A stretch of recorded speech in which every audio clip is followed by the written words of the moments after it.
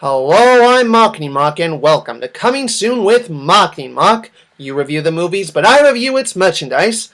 Now, The Dark Knight Rises is coming out, and to celebrate its release, let's look at merchandising from Batman movies. Now, I've noticed something about mostly all of the 90s Batman trailers. They're all the same. They start out with the theme music while the villain says something ominous. I've been down here too long. It's time for me to ascend. Riddle me this, riddle me that. Who's afraid of the big black bat?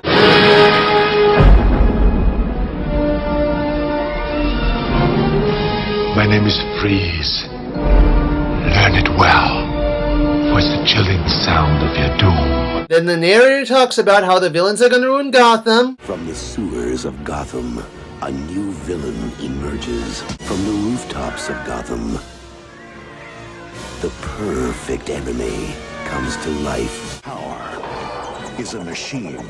Now you've devised a way to read men's minds. By the way, I've seen your mind, freak. And revenge is a trap. You're a genius. Riddler and Two-Face can make a pretty lethal combination. This is the way the world could end. Please, show some mercy. With ice. With a kiss. And the narrator says that only Batman can stop them. And the only one who can save this city is a creature of the night. In an uncertain world, in a chaotic time, justice wears a mask. And the only man who can stop them. Hi, Freeze. I'm Batman. Can't do it alone. Plus there are cheesy one-liners. Hey, stud.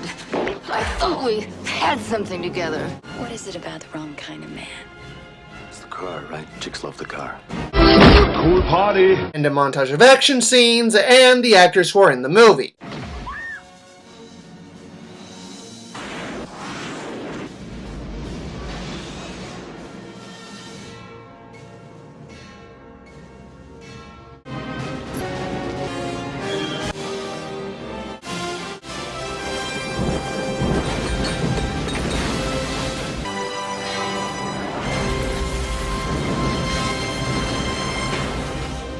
Clooney. I'm not the marrying kind. Chris O'Donnell. Uma Thurman. Alicia Silverstone. Strength and courage. Actually, not only that, but a lot of posters, tie-in commercials, and TV spots seem to be very similar. Michael Keaton, what do you want? Gene Shalit says Jack Nicholson is colossal. CBS TV says it's a terrific time at the movies. The criminal in question. It's kind of weird considering the Schumacher films were basically a reboot. It's like they were saying, hey soccer moms, didn't care for Batman Returns? Well, we promised to change. Now here's a trailer for the newest Batman movie that makes it look exactly like Burton's films, except with a lighter color palette. I mean, I know that Burton's films and Schumacher's films are actually very different, but still, you'd think the advertising would try to give the two their own identity. Nolan's films did a pretty good job at making the movies look like a reboot. Nomex survival suit for advanced infantry. Gas-powered magnetic grapple gun. What is that? Back up. And here we go. Come on, hit me. Though if they marketed Schumacher's films the way they really were, it might be a bit of a turnoff. In the fabulous city of Gotham, the two hottest superheroes, Batman and Robin, are going to save the day from the evil hottie, Mr. Freeze. They also have to save the day from the fabulously evil Poison Ivy. Girl, what are you doing? Will they succeed? Watch Batman and Robin to find out. Batman and Robin, the first blockbuster for queens like me. But even though the advertising for the 90s films might not have been that different, the first Batman's movie's advertising was. Well, at least the trailer. Though the toy commercials... There's something new in Gotham City. It's Batman, like you've never seen him before. Hey, Joker, a Batarang surprise! It was a different time. But the first Batman movie's trailer had a different tone than the trailers of the other movies. But that doesn't mean it was very good. The editing was too jarring and awkward for my tastes. Your luck is about to change. Wing freak terrorizes.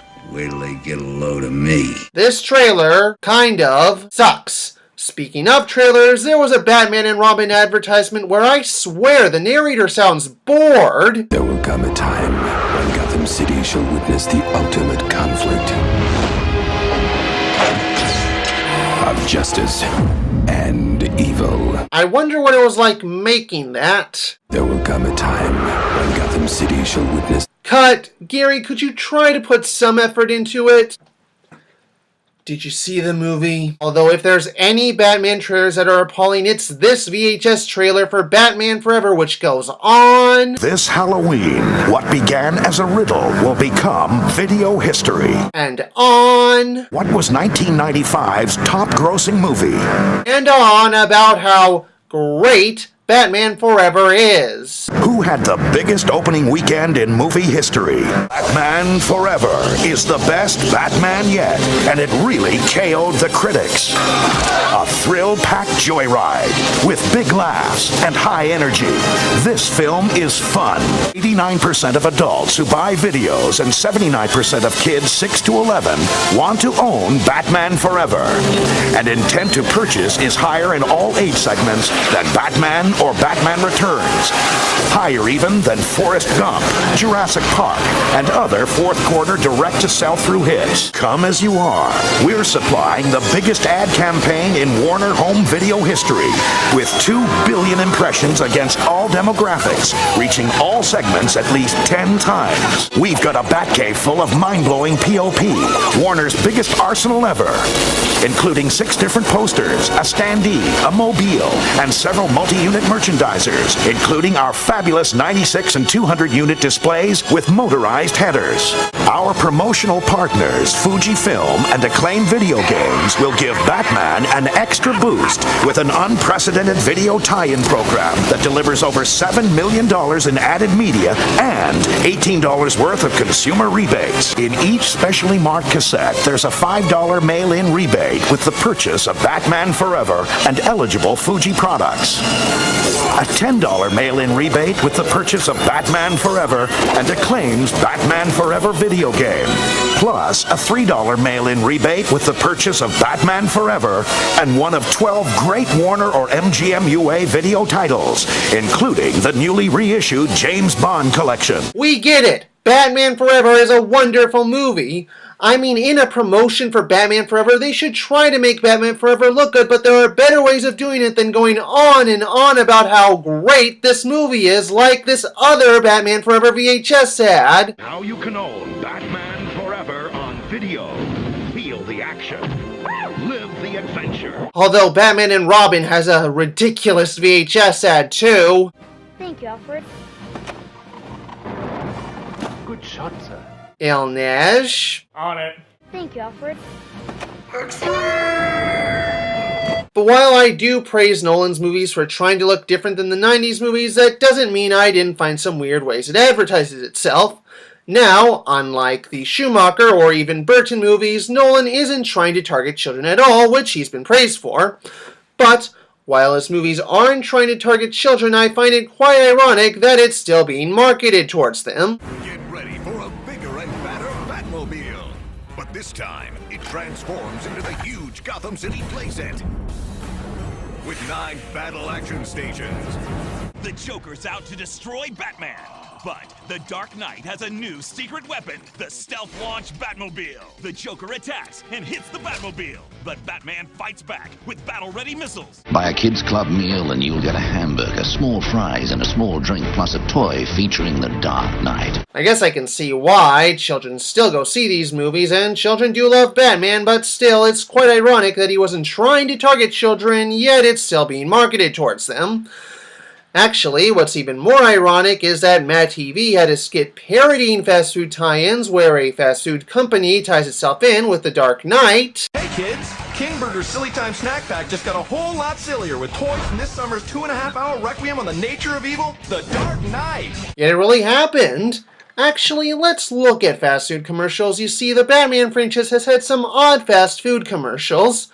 First, let's look at Batman Returns' McDonald's commercials. Why are we looking at that first? Because the Batman franchise has had an interesting history with McDonald's. You see, Batman Returns ended up having their McDonald's campaign pulled because parents complained that the movie was too sexual and dark for children. Now, while most of the Batman Returns commercials are okay, this one is odd because in the commercial, a father and his children see Batman and, while they are doing that, there's a mysterious figure in the window. Jack? What's this? What's this? Exactly. Though I'm more confused about it than excited for it. What is that thing? Now, while their campaign for Batman Returns ended up being pulled, Batman Forever was promoted at McDonald's with the promise that it was more family-friendly than Returns. Now, again, most of their commercials are okay, but this one has a really weird ending. Or any other food purchase. Here you are, sir. Batman. Now I've got him! Why is he looking around suspiciously? Dude, you paid for that glass. I doubt the cops are going to take you away. But if there's one Batman fast food commercial that's interesting, it's this commercial from Taco Bell for Batman and Robin, as it has the best actor in the world. Reveal Bruce Wayne. Forget Brando. Forget Olivier. This kid is brilliant. The way he bugs his eyes out like that, the way he says, yeah, he is definitely one of the greatest actors of all time. There was another Taco Bell commercial, though, for the same movie, which I also found pretty weird. Now, remember how I complained about how in that McDonald's commercial for Tarzan, they couldn't have the kid roar in the first take? But if you think that's stupid, look at this. That's right, they had a kid dub over himself roaring. They really couldn't just have him roar in the first take. They just had to film him pretending he was roaring and then have him dub over that scene? Why couldn't they just have him roar the first time? This has a similar problem. Or even a Batmobile. Instantly. They really couldn't get that kid to say yay the first time? Although it's not just the fast food commercials that are stupid, there are also very strange sugar drink or even junk food commercials. Speaking of Batman and Robin, this Pop-Tart commercial they did was really stupid. Mr. Freeze is on the loose! Signal Batman! And there's something that's making our sentences not match our mouths. I'll handle it. Flashlight. What? A flashlight doesn't have enough power to project something over an entire sky? This is about as dumb as the movie, if not dumber. Though if you think the Schumacher films had dumb junk food or sugar drink commercials, Burton's films aren't exactly out of the clear either. Now, to promote both Batman and Batman Returns, Warner Brothers promoted it with Diet Coke. Now, as funny as Batman's Diet Coke commercial is, it's pretty stupid if you think about it. In the commercial, Alfred is calling the Diet Coke service, I guess, to tell them that someone is going to pick up a Diet Coke. Now, if Bruce was any smart, he'd pick it up himself or get Alfred to pick it up. No, this black car will be rather difficult to miss. And by the way, the gentleman is usually in quite a rush. Apparently Bruce isn't as smart as we were led to believe. Now I know that caller ID wasn't around then, but if Bruce thought about it, he'd know that if he picks up the drink as Batman, someone will become curious to see who Batman is and try to track the call. So you pretty much just gave away your secret identity. Nice call, Bruce. But Batman Returns' Diet Coke commercial is worse. Way worse. In the commercial, there's a blackout in the city which Batman decides to solve. Now you'd think he'd go ahead and try to solve the blackout. You'd think. Instead, he goes to get a Diet Coke.